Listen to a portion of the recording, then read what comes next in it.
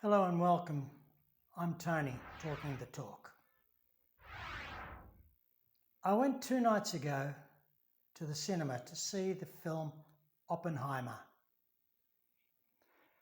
I fell for all the advertising and the spiel, and I had to go and see it because I've read the book, and the book was great. I went to the 7 p.m. screening. Unfortunately, it was full house. So I decided, okay, I'll come back. When's the next one? They said, I'm the next cinema, next door, the large screen, the bigger cinema at 8 p.m. I said, oh, that sounds better. You paid your extra couple of euros because I'm in Paris, France. And I went there and it was almost full. I thought to myself, this should be good. So I settled down to watch this film. Well, while the filming was good, all the special effects, the colouring, the directing was good, I suppose. All the bits and pieces that go to making a good film, was acceptable, no problems. Big screen, accentuated everything. But, and there's always a but, I was disappointed that Christopher Nolan, the director, tried to tell many stories within the one story. And he tried to put them in and around Oppenheimer's life. In my opinion, if you try to please everyone, you end up pleasing no one. But don't get me wrong, most of the audience lapped it up. They loved it. Except for one couple. As we were exiting the cinema, the girl turned to her boyfriend, they were young anyway, and said, I told you we should have gone next door to see Barbie. In Paris, I doubt that many people would have read the biography, which is great. So we have this piecemeal movie which doesn't give much detail to the background of many of the characters, nor the events. Forget about the bomb. For example, who were Oppenheimer's early influences? Why was he so famous? Well, what did he discover that made him so famous? Why did all his compatriots really love him? Yeah, I'm talking about the intellectual compatriots. Other scientists and professors at universities. They thought he was great. He was young. He was in his early 20s. We're not explained what made him this famous. He was so intelligent. He spoke 8 languages fluently.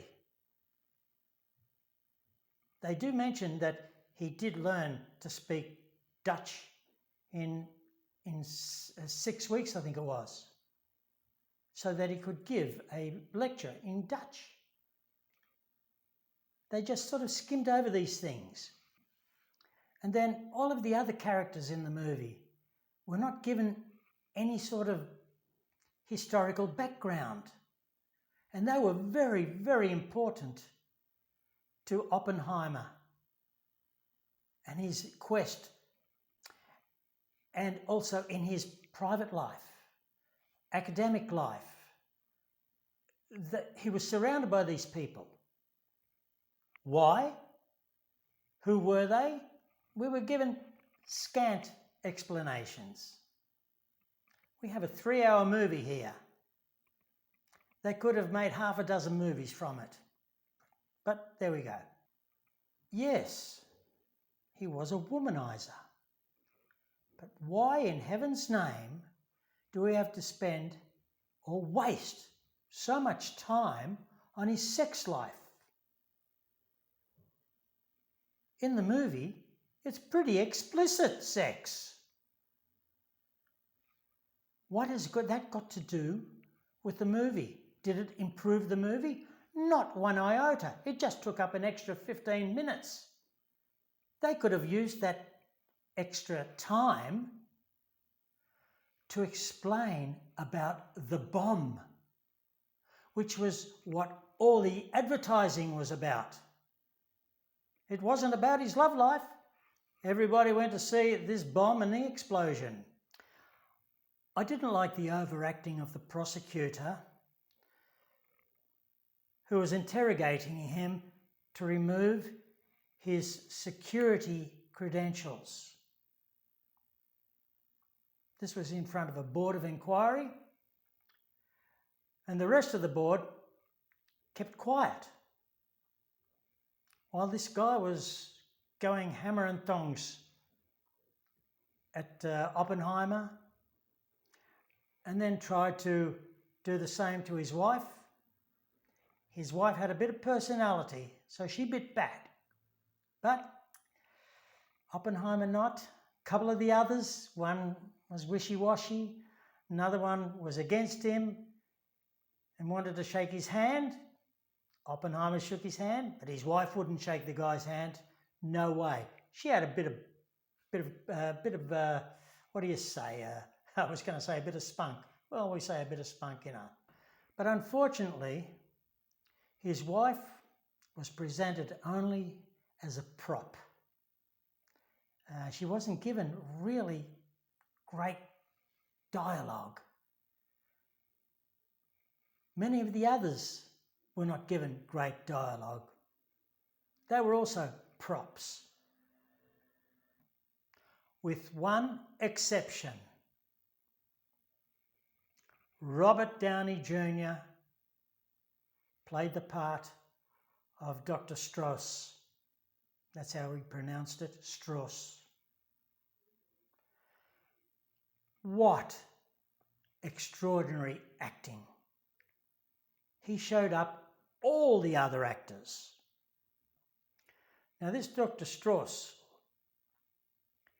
he was as important to the movie as Oppenheimer was. So let's talk about the other actors. Well, they were competent. There was Matt Damon. I love Matt Damon. He played the part of a general, but his role was, I don't know, was reduced to a bit part, even though he was big towards Oppenheimer's ideas and helped him a lot. Now let's talk about Cillian Murphy. I think that's how you pronounce his name, Gillian or Cillian. I think it's Cillian. Who played the part of J. Robert Oppenheimer. Great things were said about this guy. Well, I have to say that he came across to me as interesting as wet cardboard. I couldn't follow if Oppenheimer was supposed to be bipolar, depressive, egomaniac, genius, which he obviously was. As they say, all geniuses are mad to a degree. Sure, Murphy looked like Oppenheimer in the movie, which is great. I don't know if he's looks like that normally, but hey, in the movie, yeah, he was pretty impressive. Except that, to me, he was like an actor playing a role. He was not convincing.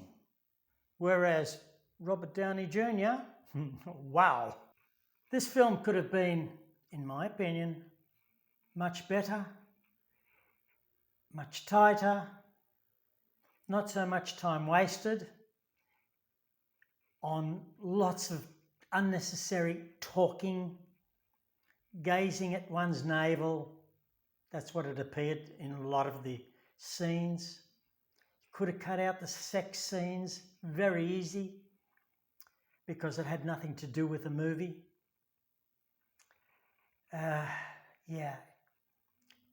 Is this Christopher Nolan's masterpiece?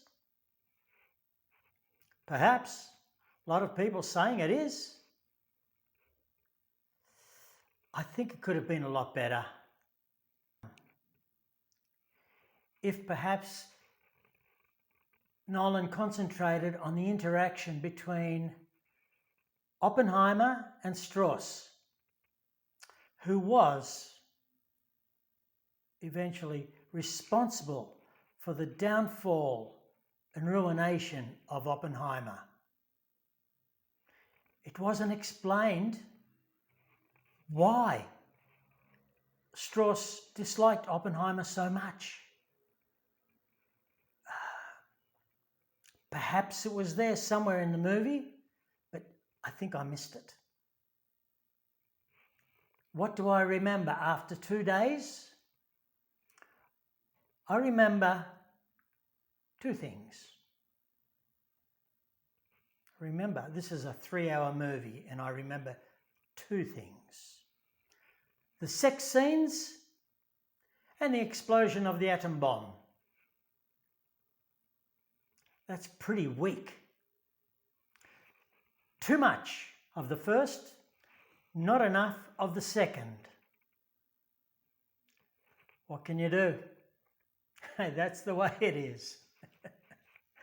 Never mind, it's only my opinion. And if you agree or disagree, that's fine. All I can say is thanks for joining me in my little rant. And please give a like, comment, share, and subscribe. And don't forget to hit the notification bell to be notified of all my future videos. Don't forget to watch the past ones. They're all pretty interesting also.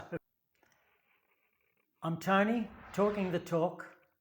Thanks once again for joining me. Keep smiling, stay positive.